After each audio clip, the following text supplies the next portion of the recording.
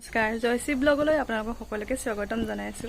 আজি মই আপোনালোকক এটা ঘৰুৱা দিহা জেতুকা মূৰত লগাব কেনেকৈ লাগে আৰু জেতুকাৰ লগত কি মিক্স কৰি জেতুকা মূৰত সানিলে চুলি সিল্কি আৰু কেনেকুৱা ধুনীয়া হয় তাকে আপোনালোকৰ আগত দেখাম।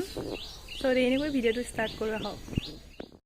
এইজোপা হৈছে আমাৰ ঘৰৰ সৰু জেতুকা চবৰে ঘৰতে নাথাকে অৱশ্যে। আমাৰ এইজোপা অকণমানি হৈ আছে। আজি মই জেতুকাৰ লগত যিটো জবা ফুল দিম এইজোপা জবা ফুল এইজোপা অকণি হৈছে আৰু পাত ওলাইছে। আমাৰ ডাঙৰ জেতুকাজোপা ৱালৰ সিপাৰে বগাই গৈছেগৈ সেইফালে। এইজোপা বহুত ওখ। এইজোপা এইটো বস্তু আপোনালোকে চিনি পাইছে নাই? এইটো কয় শুকলতি, খুব তিতা।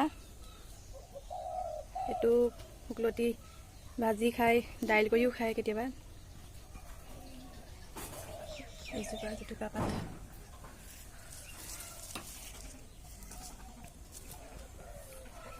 এতিয়া মই ডালখিনি ছিঙিম। দুটামান ডাল ছিঙি মিক্সত পিচিম। জেতুকা পাতৰ লগত আমি যিটো আজি কি কয় ৰিমেডি বনাম এইটো হৈছে মহানিমৰ পাত। মহানিমৰ পাত মিক্স কৰিলে চুলি বহুত সুফল পোৱা যায়। আৰু এয়া জবা ফুলৰ পাত ছিঙি আনিছোঁ। এইটো এতিয়া ছিঙিম পাতটো ছিঙিম।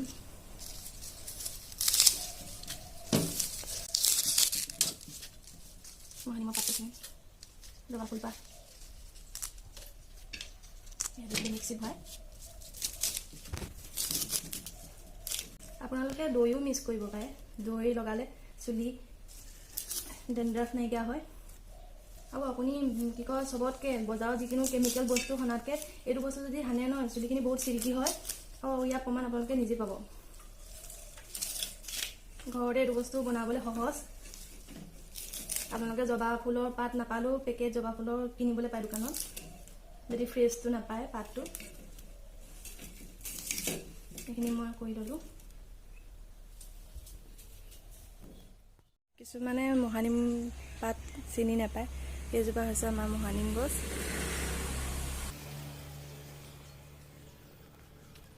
কপা দেখাইছোঁ এইটো পাতটো।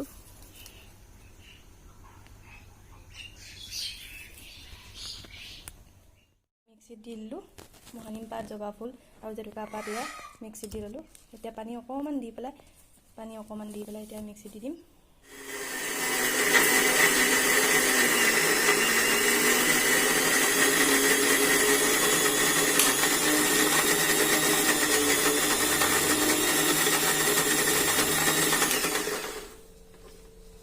এয়া মোৰ ছোৱালী আৰাধ্যে মিক্সি পৰা উলিয়াইছে। কেমেৰা ধৰা মানুহ নাই কাৰণে তাইকেই দিছোঁ উলিয়াবলৈ। এইখিনি হৈ গ'ল মিক্সাৰত, গুড়ি হৈ গ'ল পূৰা। এয়া মই সানিছোঁ, নিজে সানিবলগীয়া হৈছে। খুব বিজলুৱা আগতে হৈ গ'ল জবা ফুল দিয়াৰ কাৰণে। আৰু নিম পাতটো এনেও ভালেই, মই ক'লোৱেই।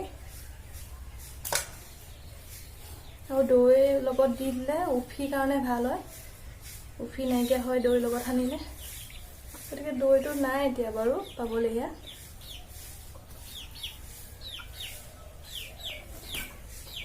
দৈ ঘৰত থাকিলে আকৌ দৈটো লগাব লাগিব কেতিয়াবা। আপোনালোকে যদি ঘৰত দৈ আছে দৈটো লগাব, তেতিয়া উফিটো নাইকিয়া হৈ যাব। ইমানেই ধুনীয়া চিল্কি হয় জবা ফুলৰ পাত সানিলে, চুলিখিনি একদম কোমল হৈ যায়।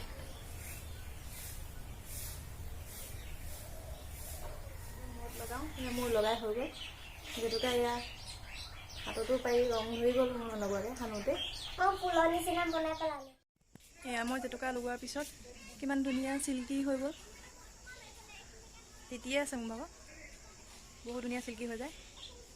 চ' আজিলৈ ইমানেই আছিল। আশা কৰোঁ আপোনালোকে সকলো ঘৰত ট্ৰাই কৰিব। আকৌ নেক্সট ব্লগত লগ পোৱাৰ আশাৰে আজিলৈ ধন্যবাদ।